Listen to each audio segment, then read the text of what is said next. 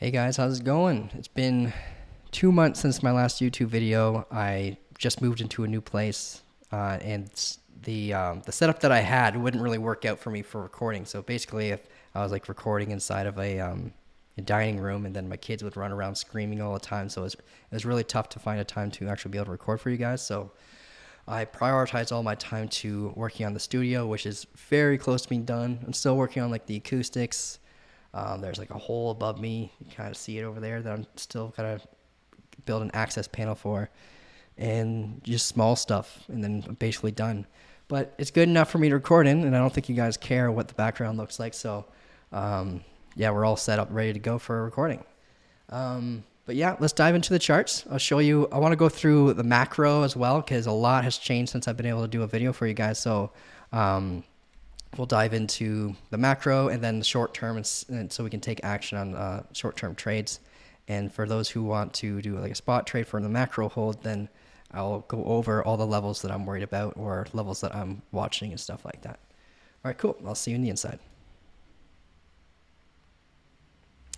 All right, so let's go over the DXY really quick first because a lot has developed over time for the past 2 months here. So if we go over to here.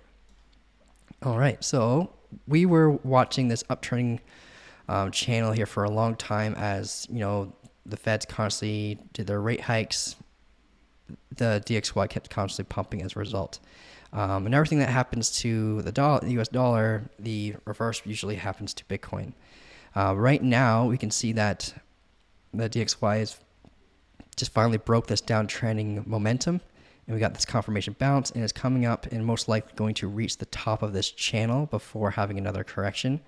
If we zoom out on the weekly, we can see that this is in confluence. This little support bounce is in confluence with this neckline here, where we broke out, we basically reached the technical target. We're off by a few points, and that's about it. And then we had that really strong correction as we started. Inflation started to fix itself basically from the rate hikes that they were doing. But there's still a lot of work to be done, unfortunately, with the US dollar. All right, cool. So if we zoom in a little bit more, well, let's not go to the hourly, let's go to the daily, my bad. What I'm looking out for as potential risk for Bitcoin's price action is this forming a cup on the right-hand side here. So if we end up seeing it pump, and we end up breaking to the downside and we still maintain the support level and we come back up and revisit, we might form an inverse head and shoulders. It's a bullish structure, so if that ends up happening, then the DXY could come back up and revisit around like 107 would be the first level of resistance I would look out for, but let's get the measurable target really quick.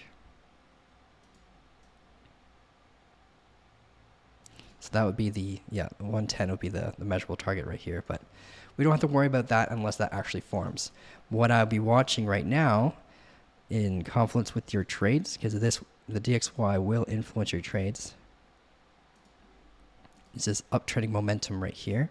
If we end up losing this momentum, then you can start seeing some bullish structure in your Bitcoin or your altcoin trades.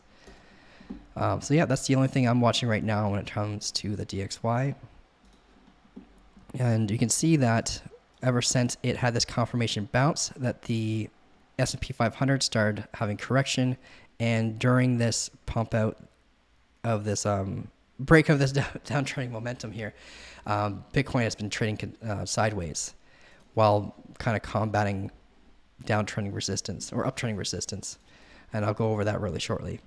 If we go over to the crypto total market cap, this is really important for you guys to be aware of. We can see that basically we broke out of this descending triangle to the upside. We got a confirmation bounce off of local resistance that flipped as support. And we're combating downtrending resistance that's been weighing the total market cap down since the all-time high at 3 trillion. So what I'm watching for short term is this uptrending momentum. If we start seeing a daily candle close here, what's likely going to occur is the formations that you're looking at with Bitcoin and stuff like that is going to start breaking to the downside. So you can use this confluence to help with your confidence with your shorts if you end up seeing the total market cap of the crypto start to go down. But yeah, hopefully it actually ends up breaking this to the upside. So all we got to do is watch the VPVR for levels of resistance along the way up that we can prepare for any potential reversal formations that could influence our trades. Now let's go to Bitcoin. Let's not go to this chart. It's too much noise for you guys. We can go to this one here. But yeah, this is what I'm watching right now. A short term for Bitcoin. We got this pennant kind of formation here that's being formed. If we end up breaking to the downside, one thing I do want you to keep an eye out on is this point of control right here in the VPVR. We can see we had a lot of sideways trading. This has kind of started to act as the heart line for this formation here. So if we end up breaking to the downside and you get that confirmation rejection that we're looking for, where price action breaks to the downside and it comes back up and revisit, you want to make sure when it comes up to revisit it, before entering a short, that price action gets out of this point of control, because what could end up happening is we would trade sideways and you might have a formation adjustment rather than an actual proper confirmation rejection. So basically, in a nutshell, just make sure if you're looking for a confirmation rejection for an entry, that price action is first below this level before entering a short. And along the way down, you can keep an eye out on local levels of support that can interrupt your target, which would be around 23,600. So let's grab this trend line here. This is the technical target. My bad, it's like here. There we go. So this is the technical target down here. Let's tuck it right at the double bottom. There we go. So this is the target we're looking at. And these levels right here, around 23,865 and 24,158, are those are the levels where you would potentially start seeing reversal formations that could interrupt your path towards the technical target. So if you start seeing a double bottom or an inverse head and shoulders like this, for example, around this area, you could use lower time frames like the 15-minute to dissect it. Then you'd want to start closing at least half your trade and start moving your stop loss to around a break-even zone. If we end up building a continuation formation around this area, because this is an area where you most likely will start seeing price action form, a continuation formation or reversal formation, then if it breaks to the downside, then you can just stay in your trade. And if we start building a formation here and it breaks to the downside, you can stay in your trade, stuff like that. And then we could end up seeing Bitcoin even revisit this stronger point of control, which kind of acts like a magnet to the price action. While this formation is being formed, we can see that it's kind of in contact with this uptrending level resistance, and it's kind of weighing Bitcoin down. If we end up breaking to the upside, then this is resistance that you got to be immediately aware of, because it could potentially keep you from hitting your measurable target. The measurable target for the break to the upside is a lot more bullish than the break to the downside, more profitable, sorry. So you want to get the most recent consolidation zone to the top of the formation, and then you'd have a target like this, which is in confluence with the next level of resistance that I'm paying attention to at the first Fibonacci level that we're going to keep an eye out on. And I'll zoom out so you can actually see what I mean by that. So I'm going to go to the daily chart.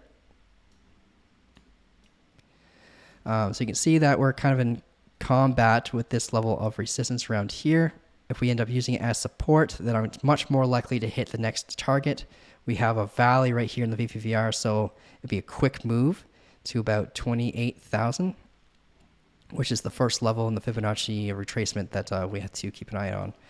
The macro is looking pretty good, guys. So when we broke this downtrend level of resistance, we broke the resistance that's been weighing us down since the all-time high. And when we came back down here, we had a confirmation bounce. We formed a double bottom formation, and that acted as a really strong confirmation to enter a long position, especially for the longer term holders. And then along the way up, I'm expecting potentially reaching around 48,000. But we have to be pumping relatively quick in order for us to hit that target. If we lose momentum, then we're not going to hit it. And I'll show you what I mean by that. So historically, Bitcoin kind of it's fair every time there's a new cycle in place, they are almost identical in structure. So you can see right here we have this descending triangle. Let me just make this a little more bold so you can see it. We we had this like descending triangle formation. We ended up breaking to the downside. Then we had a double bottom at this downtrending level of support. And then this double bottom kind of helped dictate our ability to get enough momentum to break this downtrend resistance once and for all. Now, if we compare this to the previous cycle, I drew on my screen a little earlier. Sorry, guys. Let me just. If we compare this to the previous cycle, we can see we have a descending triangle right here. We broke to the downside. We had a double bottom. We broke to the upside, and then we end up hitting the golden pocket of the from the all-time high to the all-time low of this cycle. If I were to say where we are in relevance to this previous cycle, I would say we're about here, and here is basically the same location as the previous cycle. And we basically went straight up to hit the golden pocket. So basically, Bitcoin has to go straight up in order to get to that golden pocket in time, or else we'll lose its momentum and then people start selling off. If we go over to Glassnode really quick, and we try to look at the previous cycle in comparison to the current cycle. Let's zoom out a little bit. All right, so this is the all-time high of the previous cycle right here. When we get this blue peak zone, there's basically about 75% of holders are in a profit. And when people are in that much of a profit, they take profits, and then when the market starts to collapse, this is roughly where the descending triangle was right here, and then we collapsed and had that double bottom, and we came back up here, and this is where we hit the golden pocket of the previous cycle. If we go over to the current price action, zoom in a little bit more, you can see that we had that descending triangle like we did over here, came back down, had that double bottom, and now we're starting to come up and revisit this the green zone here. When we're in the green zone, it's roughly about 50% or more are in a profit. Roughly about 50 to 60% of people are in a profit. But a lot of people are currently in the profit. The more people are in the profit, the more the resistance levels start to become more concrete from limit orders, creating sell walls. But you can watch all that in the order books, and you can see it live happening. But yeah, guys, that's pretty much everything I've got for you. But basically, the short term, what I'm looking at is this little pennant formation to help dictate whether or not we break to the upside or go to the downside. I personally think that we're likely going to break to the downside, but you don't want to just enter a trade off of that. You want to make sure that we, react off of the break and not just assume which way it's going to go. That's everything I got for you. If you guys have any questions about this, you can reach out to me in the Discord. I'm preparing for the short. For those of you who might be using the copy trader, I'll be entering a trade off of this breakout. Let's see here. Either it breaks to the upside or the downside. I'll be setting my alarm for the break to the downside here. Yeah, you just set your alarm for when price action closes, not when it triggers, only once. You want once per bar close. And make sure in the alert that you basically write down what is happening, because if you're trading multiple assets like me, then you might want to make sure you type in what the alert's for, like Bitcoin breaking to the downside or Bitcoin is short, stuff like that. And then just click on create, and then you'll be alerted for when price action crosses this kind of trend line. So you're only looking at the charts when it's appropriate. You're not constantly, exhausting yourself staring at the screen all day. I feel like we covered quite a bit. But if you guys have any questions, like I said before, you can reach out to me in Discord and have yourself an amazing day. Thanks for watching, guys.